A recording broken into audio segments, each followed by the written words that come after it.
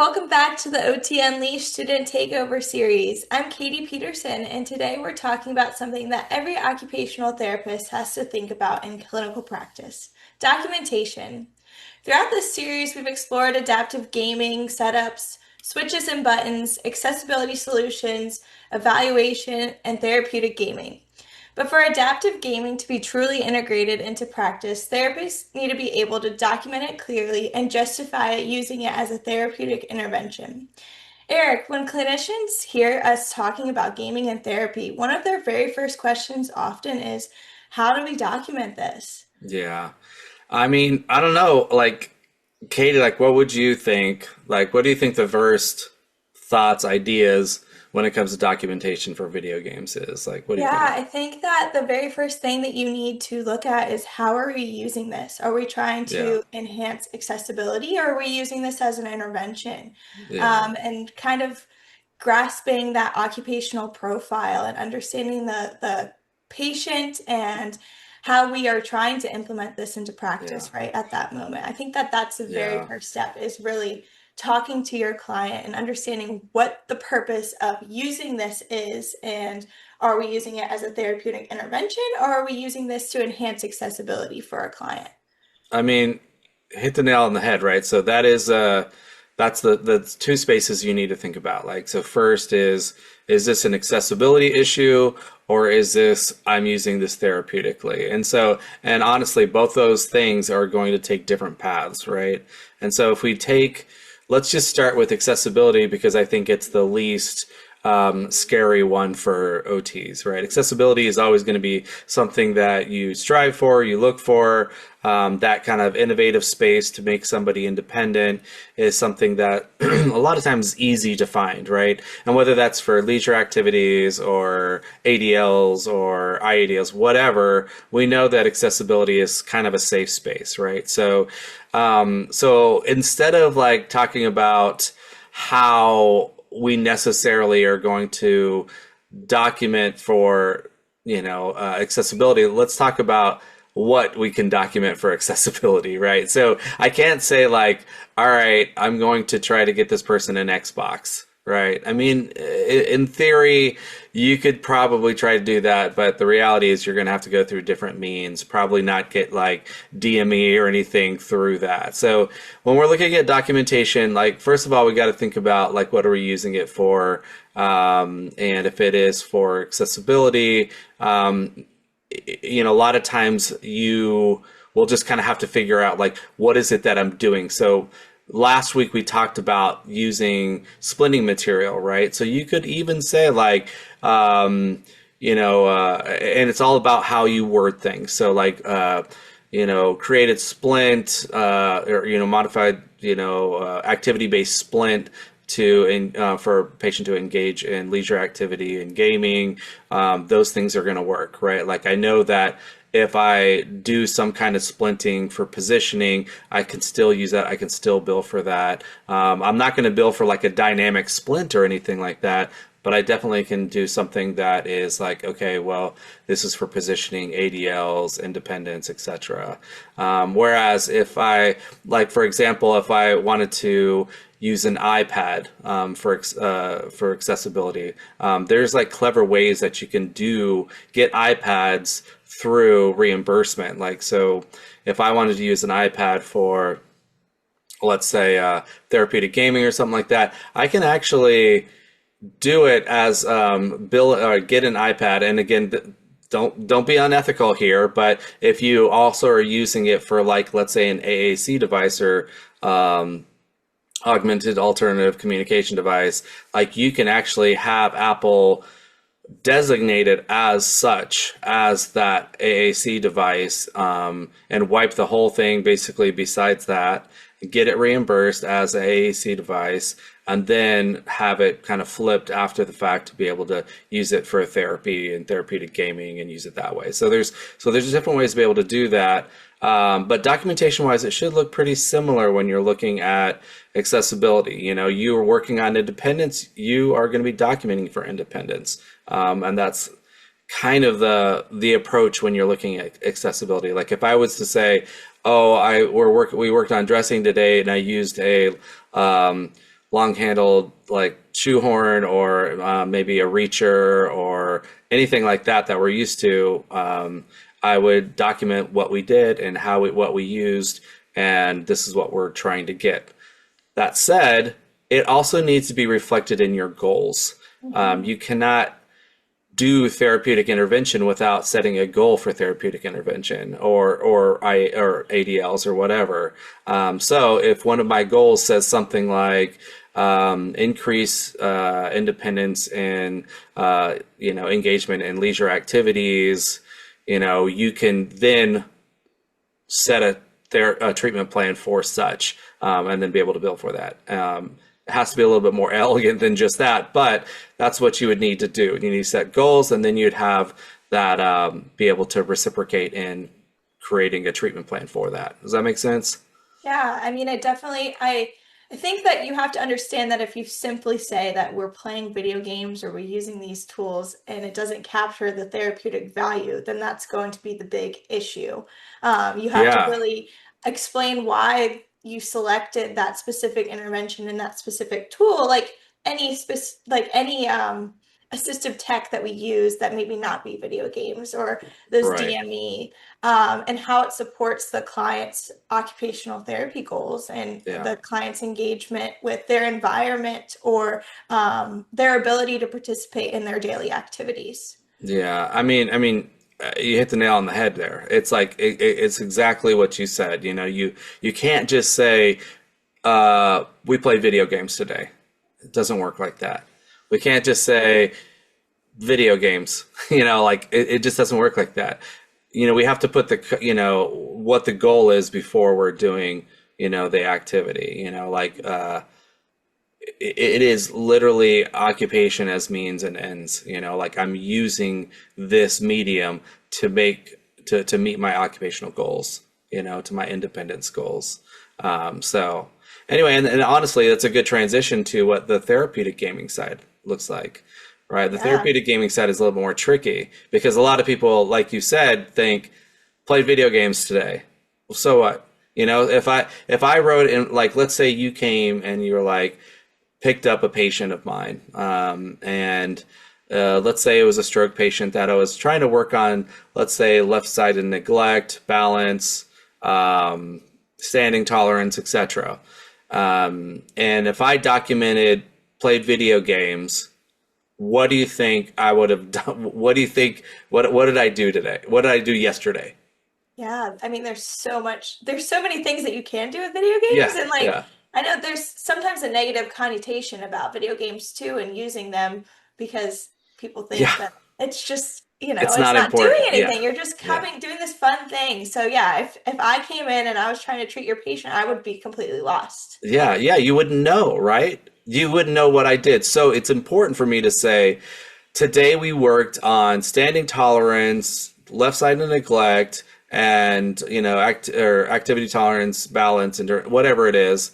Um, standing at the elevated table, we position the game controllers for a patient to engage, work on neglect, whatever, using using video games, right? It's the same thing as if I were to say, like, so one of the things that I think a lot of people value in OT is if I said we did gardening today, right? People would say, "Oh, that's perfect. What a great OT intervention is gardening." We all think gardening is, the best of all time, But if you look at statistics, there's way more gamers than gardeners in America, not just America, the world. Well, actually, I think the world. Don't quote me on that statistic, but I know for sure there's about 200 to 220 million gamers in America, United States of America, that play at least an hour a week of video games. And then if you look at gardeners, there's about 150 to 180 million, right? So there's a 50 million more gamers than there are gardeners, but somehow we value gardening more than we do gaming. Right.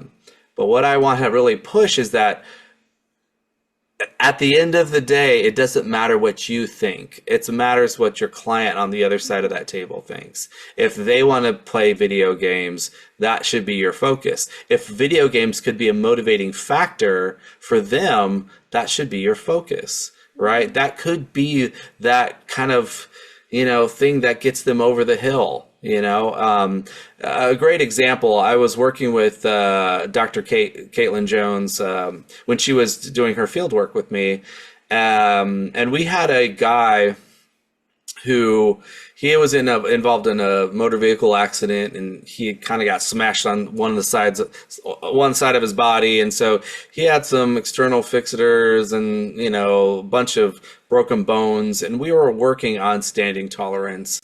And Caitlin and I stood the guy up, let's say on day one or whatever.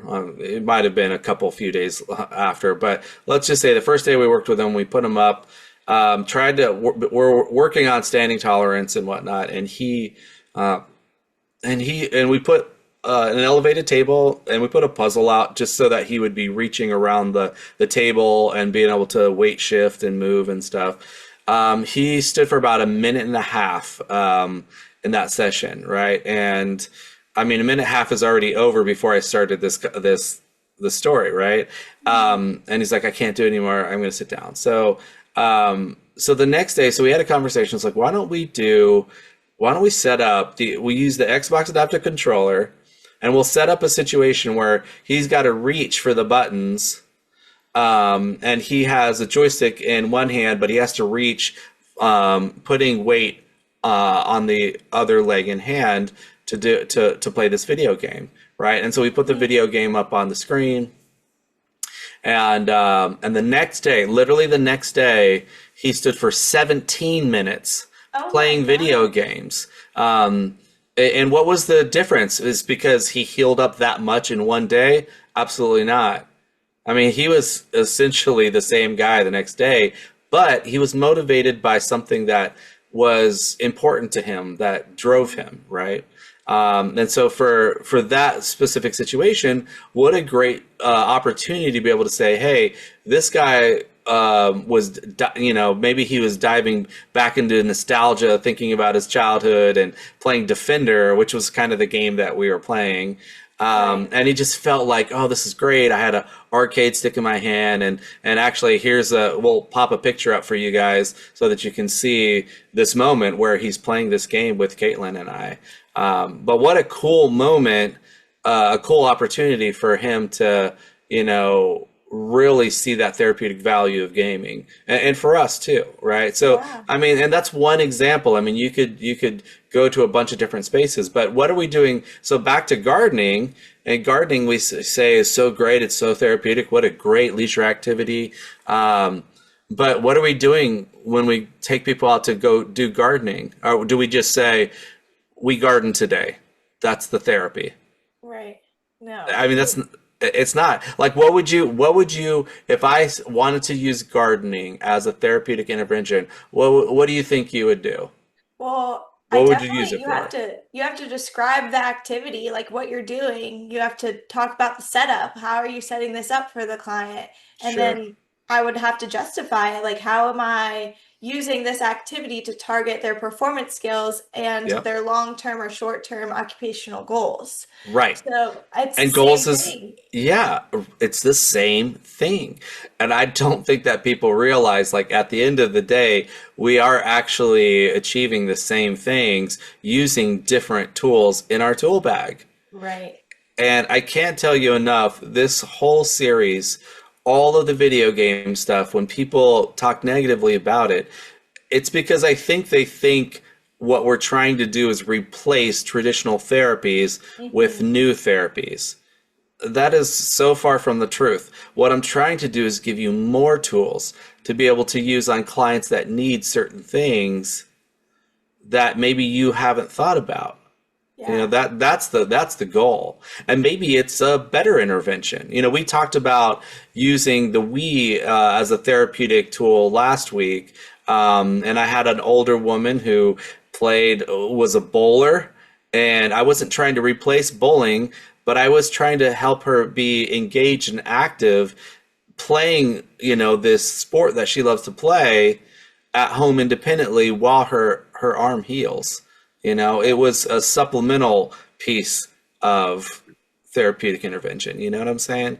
So, and so when we looked at documentation, it's never about like, oh, we played video games today. It's about what did we do today? What did we set our goals as?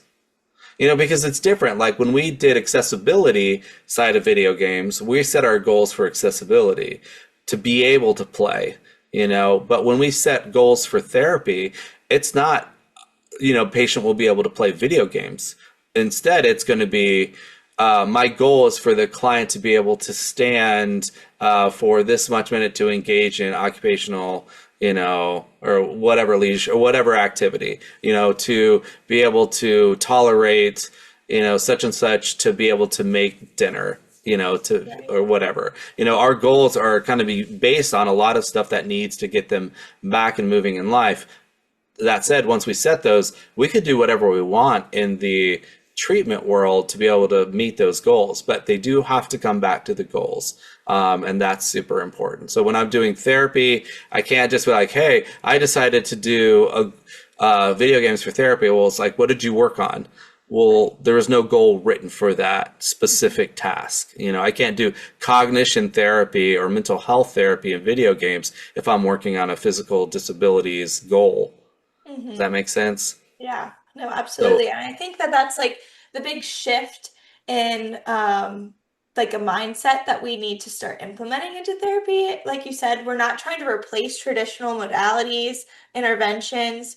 We are just trying to add to that toolbox of things that could get your client more engaged or more motivated. yeah, And as long as you have that proper justification of why this is a this intervention would work to meet those clients' goals, then you can justify it in therapy. And yeah, I think if you're looking at it in the mindset of this is just a video game rather than this is a tool that will enhance my client's engagement and outcome in therapy, then you're not going to be able to justify it in documentation and get right, reimbursed the way that you want. right, right. And I mean, and I think the concern a lot of the times is if there's an audit, would I be dinged, Right. And honestly, if I'm being, completely honest, I would love to see a student come on here and take on a task of like doing a full doctorate capstone based off of documentation for technology, and that Yeah. could be for both the assistive technology side of it, the enabling part of it, and it could also be for the therapeutic side of it. Like honestly, it would be such a great capstone. And if I have any students out here listening to this right now, like definitely hit me up because I would love to explore that with you. We've got two students after you and Laura. I've got two more students that are, already like I'm having meetings with them tomorrow and Friday about their next capstones, and so, this is something that we want to continue to build on. It's not just, like, all right, we've done our work and now we're done. Like, just Hmm. like technology, we have to keep moving with it. Yeah. And so anyway, but yeah, I mean, you spot on. So, at the end of the day, if we're looking at accessibility, it's going to be a little bit easier because we can very specifically talk about how we're trying to get somebody to be able to engage in occupation. And then with the therapeutic side, we just have to make sure that as we're documenting, that it goes back to the goals and that the therapeutic intervention reflects those things, right? So, for example, if I were to work with that guy, I would say patient engaged in activity today to increase standing tolerance times XYZ. You can even put times on that. Patient was able to stand for 17 minutes while engaging in gaming activity, focused on balance, weight shift, and such and such. And if our goals was to increase balance, weight shift, and such to engage in occupation, there is nothing that an auditor would come back and question. It would Right. just be like, yeah, absolutely, that totally worked. And it's also, I think too, and I don't know if that I mentioned this in the therapeutic gaming's part of our podcast was the nice thing about video games, it takes up almost no space. Hmm. Like a lot of times that we're faced with, space, issues with having enough space in an OT clinic. Usually we're sharing it with a PT. Or PTs, maybe it's a bunch of people, speech language pathologists in there. But if I have a TV and a, hospital, table, I can set up an entire gaming space, I mean, ideally you would have some other stuff, but really, honestly, you could, do all kinds of different things here, right? And Yeah.